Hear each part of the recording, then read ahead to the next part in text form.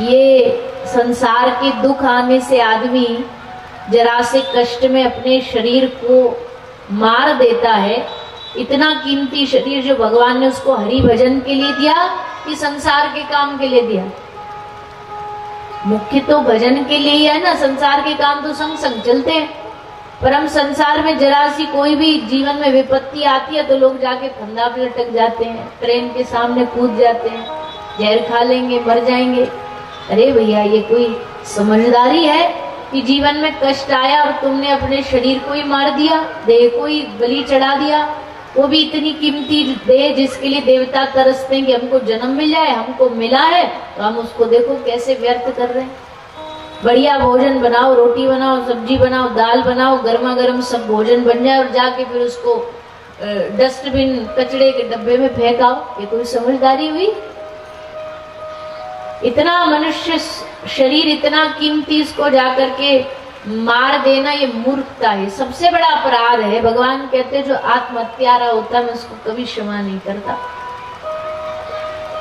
इसलिए शरीर की महत्वता को जो समझेगा वो कभी भी कष्ट आएंगे उनसे लड़ेगा। नहीं लड़ा जा रहा तो कोई भग जाएगा, दूर चला जाएगा, पर शरीर तो खत्म नहीं करेगा।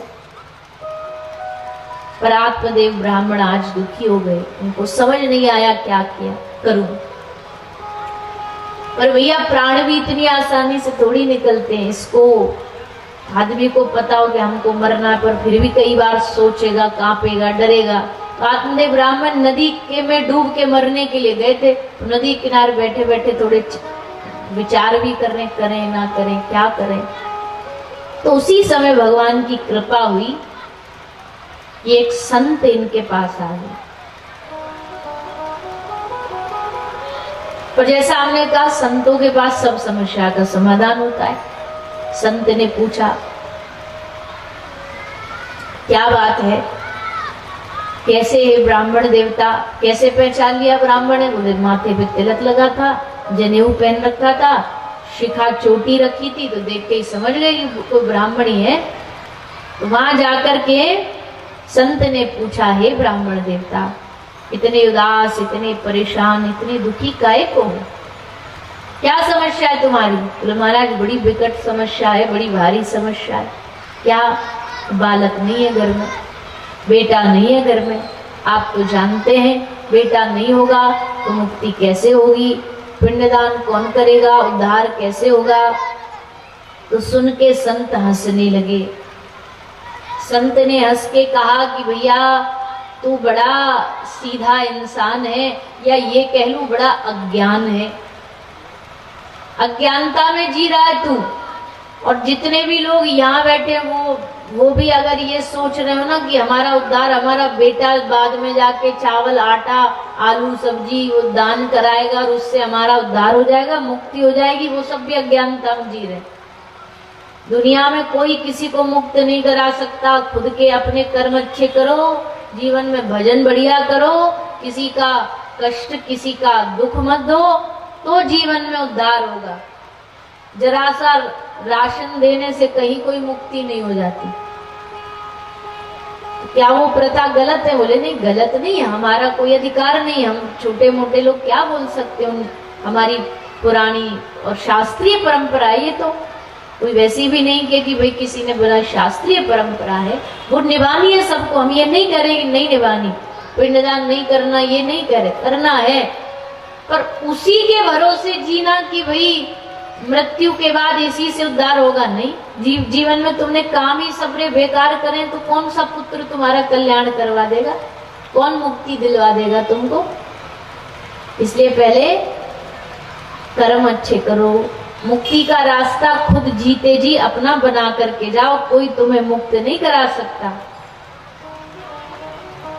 और जहां तक बात रही वंश चलाने की, तो भैया देखो, कर्म अच्छे होंगे तो नाम चलेगा, और कर्म ही अच्छे नहीं होंगे तो बेटा बेटी कब तक नाम ढो करके लेके चल पाएंगे? कुछ समय बाद, एक दो पीढ़ी बाद सब भूल जाएंगे। और जिनके कर्म अच्छे होते हैं उनको पीढ़ी छोड़ो, उनको युगों युगों तक याद रखा जाता है। इसलिए बेटों से वंश नहीं चलता, बच्चों से वंश नहीं चलता, अच्छे कर्मों से वंश चलता है। ये बात जो समझ गया सो समझ गया। तो यही बात संत ने आत्मदेव को समझाई कि भैया तुम अपने इतने कीमती शरीर को ये संतान की मोह में क्यों व्यर्थ कर रहे हो। और देखो, हम ज्यादा तो नहीं बता सकते, पर तुम्हारे जो माथे की रेखाएं इनको पढ़ के बता सकते हैं। ये तो छोड़ो, तुम्हारे अगले 7 जन्म तक भी नसीब में कोई बालक नहीं है, 7 जन्म तक नहीं है। अब बताओ क्या करो।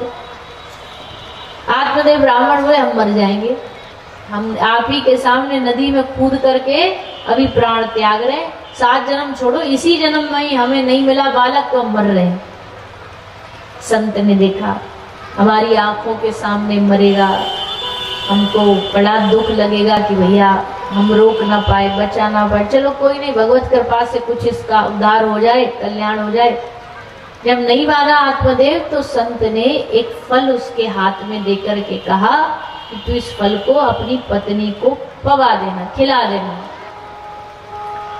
हम दावा तो कोई नहीं करते, पर अगर भगवान की इच्छा हुई तो तुम्हारे घर बालक हो जाएगा।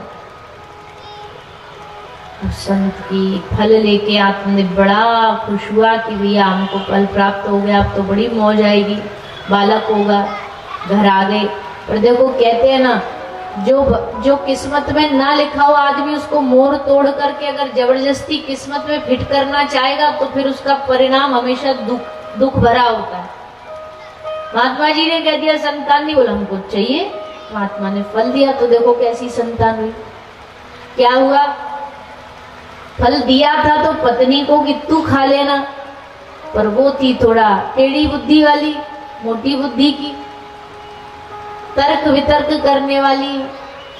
तो उसने फल तो ले लिया पति के हाथ से, पर फिर मन में बहुत सारे तर्क करने लगी। गर्भवती महिलाओं को कितना कष्ट सहना पड़ता, मैं क्यों सहन करूं।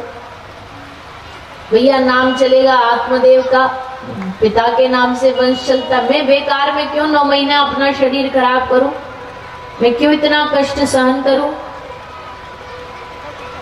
तो मन में उल्टे सीधे विचार चल रहे थे उसके, कि उसकी एक बहन और थी, वो आ गई वहां पर।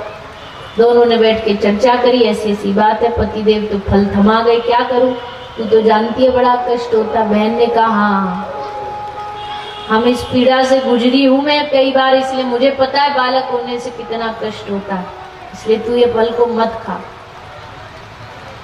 दोनों मिल गई एक जैसी। कहते ना राम मिलाई जोड़ी, एक अंधा एक कोड़ी। अंधा देख नहीं सकता था, कोड़ी चल नहीं सकता था। अंधा बोला हम चलेंगे और तुम हमारे कंधे में बैठ के रास्ता बताते जाओ बस। तो ऐसी जोड़ी दोनों की मिली, दोनों ने एक दूसरे गलत में सहयोग कर दिया। हाँ तू सही है, ये फल मत खा। तो धुंधली बोली पति आएंगे पूछेंगे फल कहाँ है, दिख गया तो और उल्टा भारी पड़ जाएगा हम पे, फेंक दूं। तो बहन बोली फेंक के क्या करेगी, एक काम कर, तेरे घर में गाय है, उसको भी तो बच्चा नहीं होता, उसको खिला के देख ले, पता भी चल जाएगा महाराज जी की बात सच्ची की झूठी, महात्मा जी की परीक्षा भी हो जाएगी। बोला हाँ ये सही है। तो लाके उसने फल एक गौ माता को खिला दिया। अब देखो वही संत ने तो भगवान से निवेदन किया था ना प्रभु इसका कल्याण करना, इसकी इच्छा पूरी करना। तो संत की वाणी भगवान कैसे विफल जाने दे सकते थे। तो एक तो धुंधली की बहन से बेटा हुआ जिसने ये घोषित कर दिया कि धुंधली का बेटा है, और एक बेटा हुआ गाय के गर्भ से जो संत की कृपा से हुआ था। इसलिए उस बालक का पूरा शरीर मनुष्य रूप में था, हाथ पांव आंख नाक कान गाय जैसे थे, गौ आकृति के थे, इसलिए उनका नाम गौकर्ण रखा गया। और धुंधली ने अपने बेटे का नाम रखा आत्मदेव, धुंधकारी। धुंधकारी और गौकर्ण दोनों बालक साथ में पले बड़े, माँ बाप माता पिता दोनों का साथ दोनों को संग में मिला, और दोनों की बुद्धि एकदम अलग अलग थी। धुंधकारी तो जब तक कोई दिन में लड़ झगड़ ना ले, किसी को मार ना दे, जब तक मन नहीं लगता इसका। और गौकर महाराज दिन भर भक्ति में डूबे रहते। धुंधकारी ये मारता लोगों को, निर्धनों से धन छीन लेता, किसी को धक्का दे के गिरा देता, पशुओं को जिंदा जला देता, किसी के घर में आग लगाया या उल्टे सीधे काम करता। और जिनके साथ ये सब होता तो वो आके आत्मदेव को शिकायत करते, वो महाराज आपके बेटे ने ऐसा किया, आपके बेटे ने वैसा किया। तो आत्मदेव को संत की बात याद आई उस समय। जब संत समझाते तब तो हमको याद आती नहीं, जब हमारे सर पर आ पड़ती है तब याद आती है। संत ने कहा था, बेटा जिनके संतान, जिनके बेटा नहीं है वो तो दुखी है, पर जिनका बेटा है वो कौन से सुखी है? उनसे जरा जाके पूछो, बेटे वाले कौन से सुखी है? आत्मदेव ब्राह्मण ने कहा, जब नहीं था तब कम से कम चैन से तो जीते थे, जब से पैदा हुआ इसने नाक में दम कर रखा, हमारी इज्जत जितनी बनाई थी सब मिट्टी में मिला दी इसने। तो आत्मदेव ब्राह्मण को मन में वैराग जागा कि भाई दुनियादारी में तो कुछ नहीं रखा। मन किया सब छोड़ करके जंगल में चले जाएं, पर वैराग भी इतनी जल्दी थोड़ी आ जाता, मोह पकड़ लेता बीच में। जैसे किसी घर में झगड़ा हुआ तो बैग पैक करके चल दिया, बोला हम तो जा रहे हैं वृंदावन, अब नहीं रहेंगे घर में। और जैसे स्टेशन पे पहुंचे तो मन कहता है कहाँ जा रहा है ठंड में, ठंडी में वहां कंबल भी मिलेगा नहीं मिलेगा, रोटी खाने को गरम गरम मिलेंगी नहीं मिलेंगी, घी लगी रोटी मिलेंगी नहीं मिलेंगी, घर में कम से कम चलो 2-4 गालियां सुनेंगे पर खाने को तो ठीक ठाक मिलेगा, रहने को तो ठीक ठाक मिलेगा। सोई ले झोला वापस घर लौटाते, आ गए वापस और खत्म सब, मोह पकड़ लेता है। बच्चे कैसे रहेंगे, पोता पोती कैसे रहेंगे, तो वापस आ गए। तो आत्मदेव ब्राह्मण के मन में हो तो रहा है घर छोड़ के जाए, पर थोड़ा मोह भी है, उसने पकड़ रखा है कि गौकर्ण है, बेटा है हमारा, इसको कैसे छोड़ जाए। और गौकर्ण महाराज ने समझा, पिताजी हमारे लिए, मेरे लिए सोच रहे हो कि मेरे कारण घर नहीं त्यागना चाहते? बोले हाँ बेटा हम चले जाएंगे तो वैसे ही तेरा ये ध्यान नहीं रखते, ना धुंधली रखती ना धुंधकारी रखता, हम भी चले जाएंगे, तेरा ध्यान कौन रखेगा? गोकर्ण महाराज बोले जिसने हमको जन्म दिया वो रखेगा।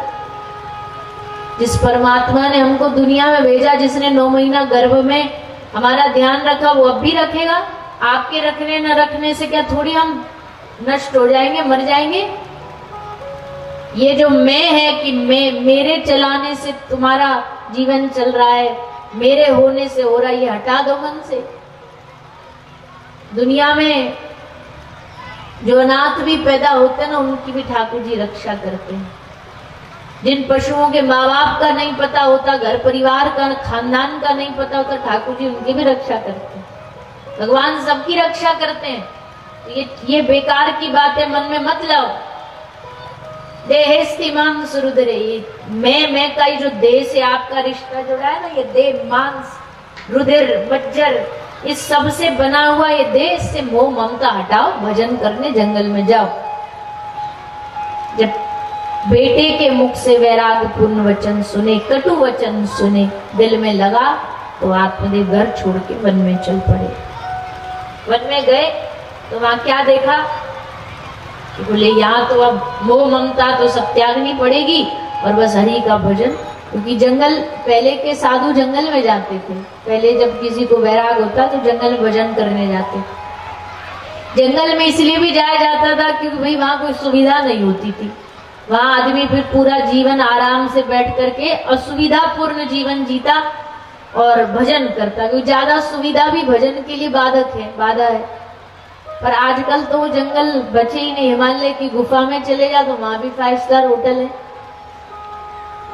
पहले लोग कैलाश की यात्रा, अमरनाथ की यात्रा करने जाते थे ना, तो घर से एकदम टाटा बाय बाय करके जाते थे कि अब पता नहीं उल्टे लौटेंगे कि नहीं।